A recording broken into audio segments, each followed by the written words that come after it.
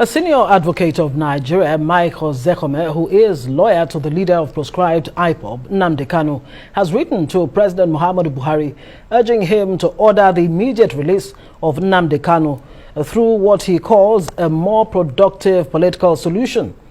In the petition to the president, Ozekome wants the president to instruct the Attorney General of the Federation to enter a nolle prosequi. He says this is to correct what he describes as a long-standing travesty. The senior advocate also pointed to the July 2022 ruling of the United Nations Working Group on arbitrary detention, which the Nigerian government filed in response to the UN agency's communication. Well, for more on this issue, we're now being joined by the senior advocate of Nigeria himself, Chief Mike Ozekome, who is the lawyer to Nnamdi Kanu. Thank you so much, senior advocate, for joining us on the news tonight. We do appreciate your time. Just to start this conversation, you say you are appealing to the president to release Nnamdi Kanu through a more productive political solution. What exactly does that mean? Yeah, what it means is that you may win the war without winning the peace. So at the end of the day, it is always better to have peace, lasting peace, not what Chief MKO Abiola will call peace of the graveyard or peace of the cemetery. So I wrote to the president a 38-page letter with an executive summary of 3 pages, pleading with Mr. President to please release Nnamdi Kanu immediately and unconditionally, because Nnamdi Kanu's trial, as far as the facts have shown and as far as I'm concerned as his lawyer, is nothing but a political trial. Nnamdi Kanu is only a metaphor for the Igbo struggle for self-determination. And self-determination is recognized as a right by several international instruments. The United Nations Charter, Section 1, United Nations Charter of 1945, Section 1 of the International Covenant on Political and Social Rights of the People, Section 1 of the International Covenant on Economic, Social and Cultural Rights of the People, Section 20 of the African Charter on Human and People's Rights. All of them recognize self-determination to determine your destiny, how you want to live, as a necessary concomitant of human beings as Homo sapiens. So that was how Nnamdi Kanu in 2012 founded IPOB, a non-violent organization. We all saw them marching on the streets of Umuahia, Aba, Onitsha, Enugu, and elsewhere, blowing whistle, marching, singing, wearing beret.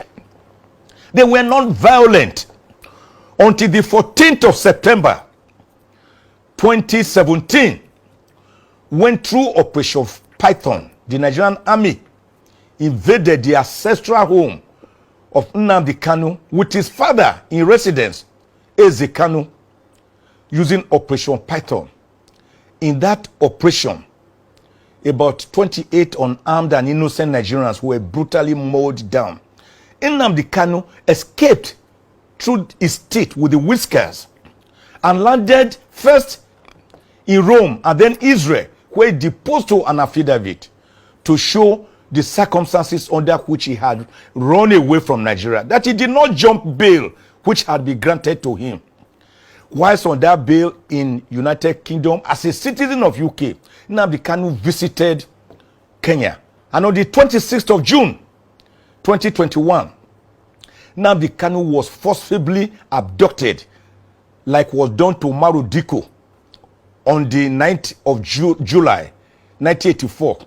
He was kidnapped, forcibly abducted, blindfolded, tortured, and brutally, horrifically renditioned back to Nigeria, without Nigeria undergoing the due process of extradition law and going by the doctrine of specialty, which says you can only be brought back to face the trials on which you have been rendered, not existing counts, Right. and not the existing counts on which you were being tried.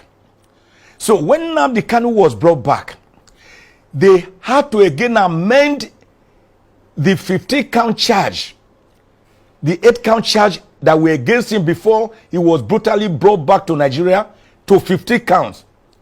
I went to court, argued against the counts as being not valid. The court struck out 8 of the 15 counts, Right. remaining 7, over which we have appealed to the Court of Appeal. I have made this appeal to Mr. President because you notice that being the metaphor for the Igbo struggles, even though it's not physically outside prison, outside the gulag of SSS where it's currently being kept under inhuman and degrading treatment, as found by the United Nations Working Group on Arbitrary Arrest in its report and ruling of 20th of July this year, the Igbos of the Southeast still obey him on any day his matter is coming up by sitting at home. This grinds to a halt businesses and the normal way of life. What I have done is to appeal to Mr. President to, to use extrajudicial means, not by force, but by calling upon the Attorney General to use Section 174 of the Constitution of the Federal Republic of Nigeria, 1999, as altered, as amended, to enter a nolle prosequi for Nnamdi Kanu. What does it mean? If I may come in, discontinue the present counts charge going against him. and one of those counts, Mr. Michael Zekome, is treasonable felony. Can you really have a political solution to treason charges? I mean, are there any precedences for that in Nigeria, for example? And what really would be the implications if Nnamdi Kanu is not released, especially when you say UN group had asked the government to release Nnamdi Kanu? Yeah, the consequences for a country is to turn a country into a pariah nation.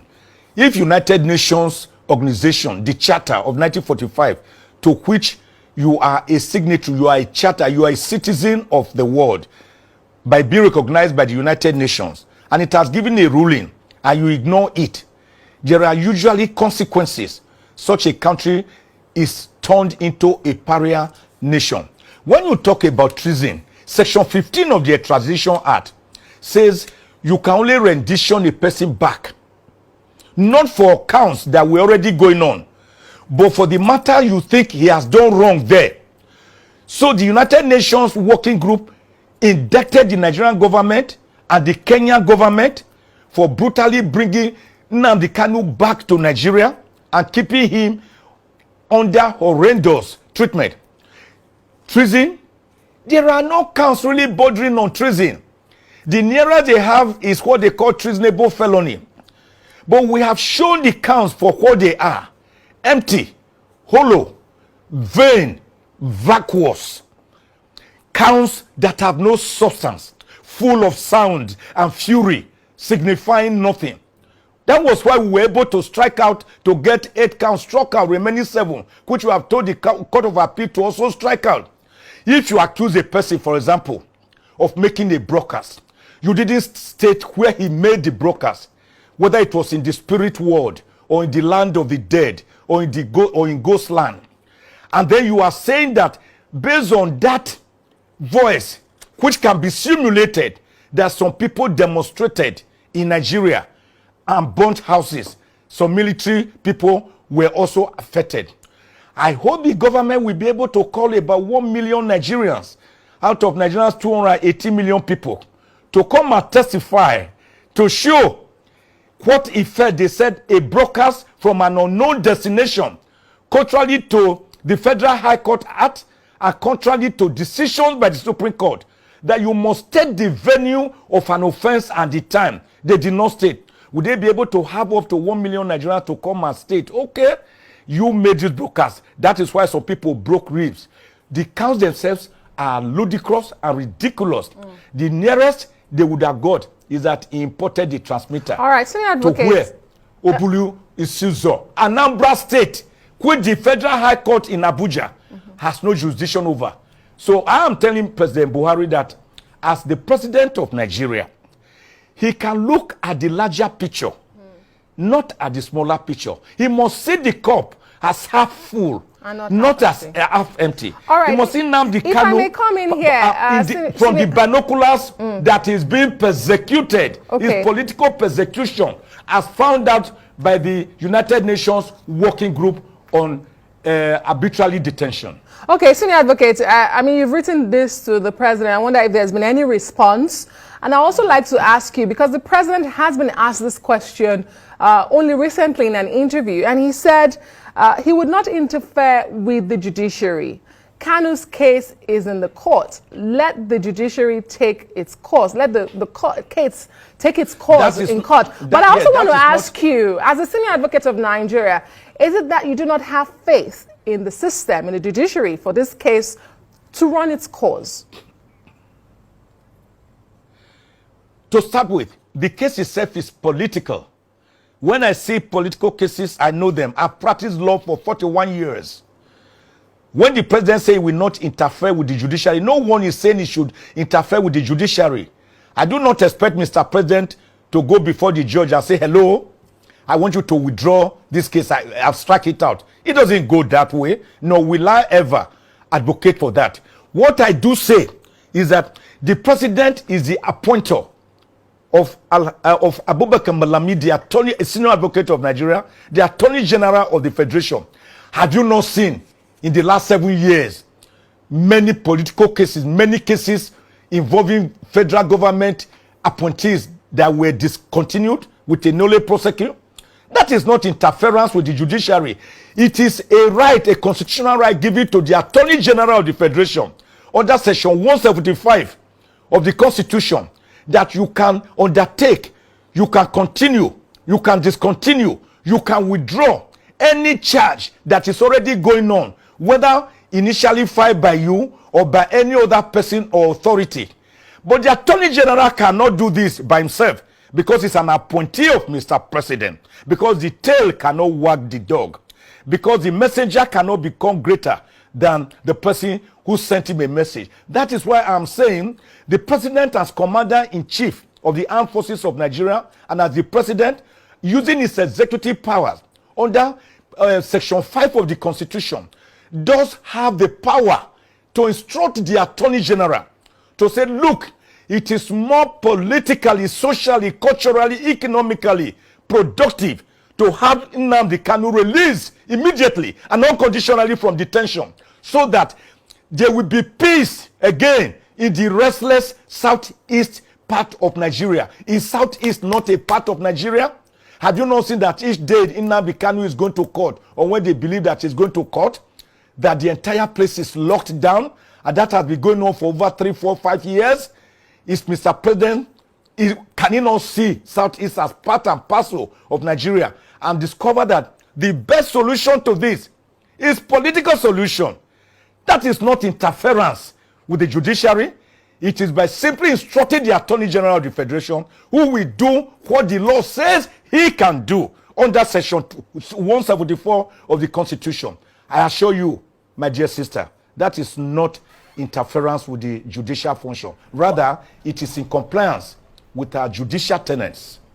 Yeah, but there are others who would say that this might just set the wrong precedents and wrong signals to those who may want to take up arms against the country in the name of ethnic or regional agitations. And I'd also like you to address, in the event that President Muhammadu Buhari does not listen to your plea, apart from the indictment by the UN Council, what else can the UN Council do to intervene in this matter? Well, the UN has various sanctions that can be imposed on a country that willfully defies any of his agencies, particularly on matters having to do with human rights of the citizens. The UN in this case, through its agency, has found that Nnamdi Kanu was brutally tortured. That even we, his lawyers, are not given access to him, and that we are even being dehumanized. Do you know when we visit SSS, everything, every single thing, up to pen, up to coins, up to naira notes, up to handkerchief, up to your shoes have to be removed before you can see Nnamdi Kanu? How do I confer with my client without a file, without books, without papers for us to have ideas? That is not a fair trial. The same people who accuse him, who got him renditioned back to Nigeria forcefully, under torturous circumstances, blindfolded, on the 26th of June 2021, are the same people who investigated him, who accused him, who are prosecuting him, and they are the people who are also his custodians, keeping him under solitary confinement with his health failing on a daily basis. His health failing. Nnamdi Kanu's health is failing on a daily basis. And we have begged, let an independent doctor look at him, particularly having regard with his potassium content, the potassium content in his body. And he's draining away. And he's kept in solitary confinement. He can only be open on certain days of the week just to see the sun. Don't you know vitamin D that you must have the sun? Now, if the government does not do that, that means the government is saying, telling the United Nations, go to hell. Although we're a part and parcel of you, we can do anything we want to do and ignore you. And there are consequences. Many of them, legal, constitutional, international, conventional, and including a country being turned into a pariah in a way that when you speak, they will say, oh, don't mind them. They are not rule of law compliant. That is not the kind of image we want. I know President Buhari, I'm sure, and I urge him not to leave behind such a legacy. Didn't he just tell the hunger last week when he was here that he wants to leave behind a legacy of adherence to rule of law and a free and fair election and electoral process? This is one such time that Mr. President is being called upon to walk the talk that you just said last week by releasing Nnamdi Kanu unconditionally, forthwith, immediately. And it caused the government no harm. Nnamdi Kanu will simply come, go back to his village. The entire Igbo people will come out jubilating. Everybody will be happy. Can't you see that the tension is too much? We can, instead of self-immolating, self-destructing, we can self-build. We can build confidence. We can stretch our hands across the Niger, across the Benue. We can incorporate everybody. We can have rapprochement. We can bring about peace, genuine peace that leads to egalitarianism.